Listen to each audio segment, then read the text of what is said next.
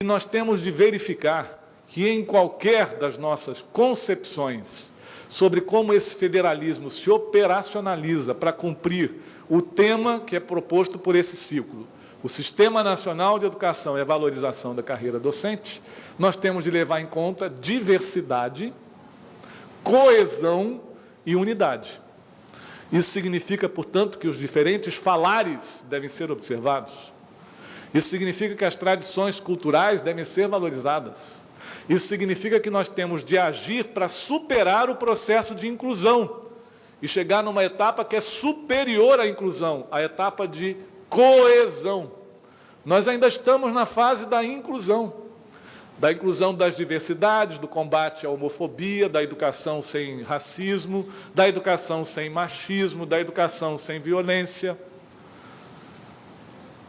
Mas nós temos muitas outras pautas de inclusão ainda não vencidas. Precisamos chegar onde? Numa outra pauta, que é de coesão, de tal modo que cada um e cada uma se sintam rigorosamente inteiros e integrados no espaço público de convivência cotidiana, que se chama escola. Isso nos reporta uma condição de unidade. A unidade tem a ver não com a uniformização. A unidade tem a ver com a integral dignidade de cada um e cada uma na condição que estiver exercendo o seu direito, como profissional ou como estudante, ali naquele lugar concreto. E essa unidade não pode distinguir brasileiros pela região que mora, pelo contra-cheque dos pais ou das mães, pelo cartão de crédito se é Visa ou se é Gold, ou pela condição objetiva da sua tradição familiar, se é proprietário ou não é proprietário. Esta condição unitária é, portanto, aquela que é perseguida desde os anos 32, como sendo a utopia, o horizonte de um universo de afirmação do direito universal. Nós estamos falando de um direito público subjetivo. Ninguém de nós aqui tem condição de esquecer que a primeira vez que o IBGE perguntou aos brasileiros qual é a sua etnia e qual o seu idioma materno foi no ano de 2010. Antes se perguntava cor. Agora, além de cor, pergunta etnia. Foi a primeira vez que os habitantes que ocuparam o território brasileiro antes de 1500 puderam dizer na sua língua como é que eles se chamam. Eu estou falando do ano de 2010. E falo como alguém que lá na Câmara dos Deputados, por primeira vez, levantou o tema do livro de registro das línguas. Nós temos mais de 280 idiomas falados no Brasil por brasileiros de muitas gerações milenares anteriores aos colonizadores da Europa. E o que isso significa de reconhecimento hoje? O que significa a aplicação da lei de 2003, que fala de nós termos a memória afro e a memória afro-brasileira presente nos currículos? O que significa a lei de 2007, que afirma que, além de afro e afro-brasileira, nós temos também a das culturas milenares indígenas. Até 2010, pensava-se, de maneira do senso comum, que indígena só habitava territórios da Amazônia muito escondidos, que era como algum alienígena que, num espaço de vitrine, podia ser visitado à distância, de preferência à distância mesmo, para não ter contato nem com o cheiro. O que revela o censo de 2010? 80,2% das cidades brasileiras, eu estou falando do espaço urbano, tem populações indígenas. O que isso significa para a diversidade? O que significa para a diversidade é a afirmação de que rapazes e moças têm o direito do uso do seu nome social no ambiente escolar.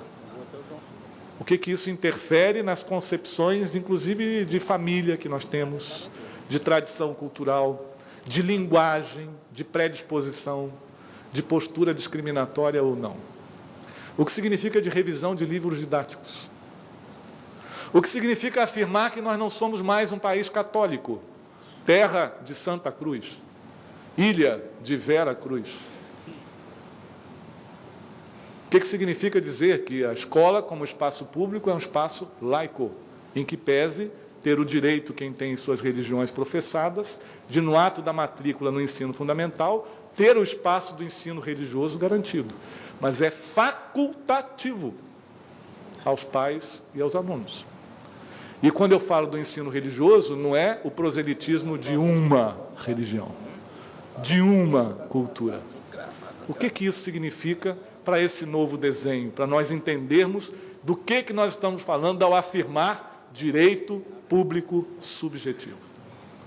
Mais adiante, se nós estamos falando de um direito público subjetivo, vou concluindo, nós estamos falando de uma política pública. Não há política pública que antes não tenha sido reivindicação, reclamação, mobilização, ruído. Alguns chamam desordem, outros chamam baderna. Nós chamamos luta. Luta por afirmação desse direito. Quando nós temos um ordenamento jurídico em Estado de Direito, que é o Estado moderno e é o Estado brasileiro democrático de direito, se conforma na Constituição Federal como organismo máximo e, abaixo dela, leis complementares, leis ordinárias, decretos, instruções, portarias que nós conhecemos. O que nós temos hoje de política pública de educação assegura como princípio da educação valorização dos profissionais da educação. O texto constitucional de 88 falava valorização do magistério. Aqui nós temos uma diferença importante, que a CUT é muito custosa. A afirmação de que nós pertencemos à classe trabalhadora. E quando nós estamos falando um recorte dessa classe trabalhadora do trabalho docente, nós não perdemos noção de que integramos uma classe trabalhadora. A emenda constitucional 53, que eu mencionei no início da nossa fala, além de constituir o Fundeb, disse que a valorização é para os profissionais da educação. O que trouxe uma alteração na LDB, descrevendo quais são os profissionais da educação. E eu mesmo dei um exemplo aqui que alguns vão se assustar. Daqui a pouco, o motorista do transporte escolar reivindicará para si, e nós estaremos ao seu lado, a condição de um profissional da educação. Particularmente quando nós tivermos todas as crianças de 4 anos de idade do campo e das periferias das nossas cidades com o direito pleno de acesso às creches. Ou nós não vamos pensar nisso? Nesta condição, portanto, de política pública, ao afirmar que nós temos esta condição geral, o projeto que apresentei das diretrizes de carreira foi associado ao projeto de piso. Então, vocês têm lá, na sequência do projeto 1592, que foi das diretrizes de carreira, um projeto de piso, porque a emenda 53 também falou que o piso não é só para o magistério. A lei regulamentada, esta é do piso do magistério, por uma opção tática. Nós ainda não conseguimos a profissionalização de todos os trabalhadores de educação, mas já conseguimos uma parcela importante deles, que são os docentes.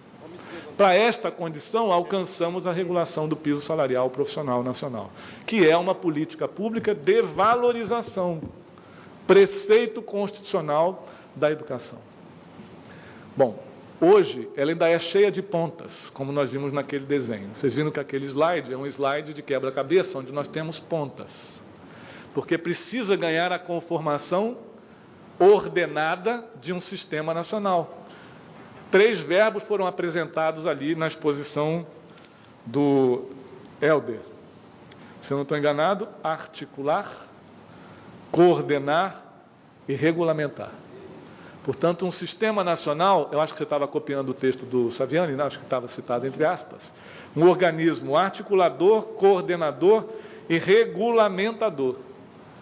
Estas condições, no meu entendimento, precisam estar consignadas numa lei complementar ao artigo 23 da Constituição. Se não for assim, nós não temos uma competência institucional para limitar as áreas de atuação de cada ente federativo. Lembra o regime de colaboração que eu falei lá atrás? Eu não tenho como separar, a União tem a obrigação de contribuir com o livro didático, independentemente de eu estar falando da capital com a renda per capita mais alta do país ou do município com a renda per capita mais baixa do país. A União tem que contribuir com ambos. Ora, é verdade que todo município hoje tem condição de organizar o seu próprio sistema de ensino, autonomamente?